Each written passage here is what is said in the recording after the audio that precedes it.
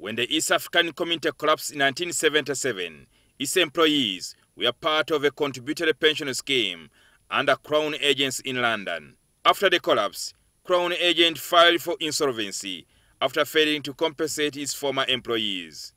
The former community employed 9,282 Ugandans in various institutions that included the East African Community Post and Telecommunications, the East African Airways, the East African Harbours, the East African Railways Corporation, among others. In the year 2000, government set up a committee to verify Ugandan former employees of the ESC with the hope that the beneficiary would start earning pension and gratuity, amounting to 61 billion shillings.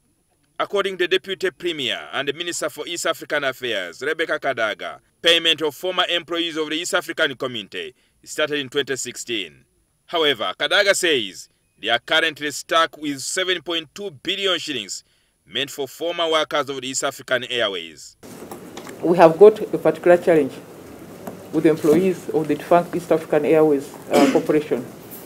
There were a total of 482 claimants, but we have failed to establish the whereabouts of 166 of these. And their money is in this ministry. It has been here for 2 financial years. We have sent out messages. We have written to their lawyers. We have published in the newspapers. We have published on the internet. But these claimants have not come. Now, Kadaga has set June this year as the deadline to clear the remaining 166 former employees or their relatives or return 7.2 billion shillings to the consolidated fund. The East African Airways are the ones who are mainly problematic because we have, for the last 3-4 years, I think, we have been looking for them and they haven't come, and we have been asking for their money, keeping it in this ministry, returning to the consolidated fund every financial year. That's why we have said now this will be the last. The current Kenya Airways was the former East African airline.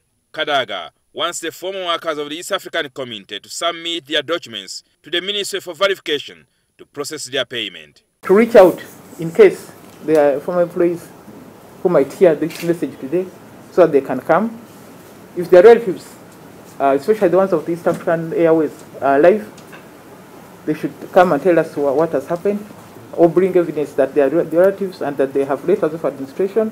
So with the pension, when you retire, you get what they call gratuity. That's a lump sum.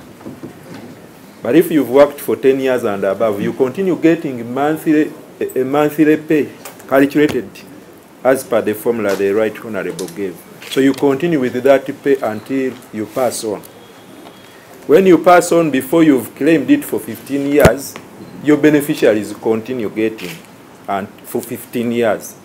But if you are alive, you earn it even up to 100 years. But when you've worked for a period below 10 years, you get what they call short service gratuity. You are paid for only those years, and it's only a one-off payment. So this money is part of the 169 billion shillings that was embezzled by 3 former officials of the Ministry of Public Service, Jimmy Rwamafa, Stephen Chwanuka-Kunsa, and Christopher Obey in 2016. Jingo Francis, NTV.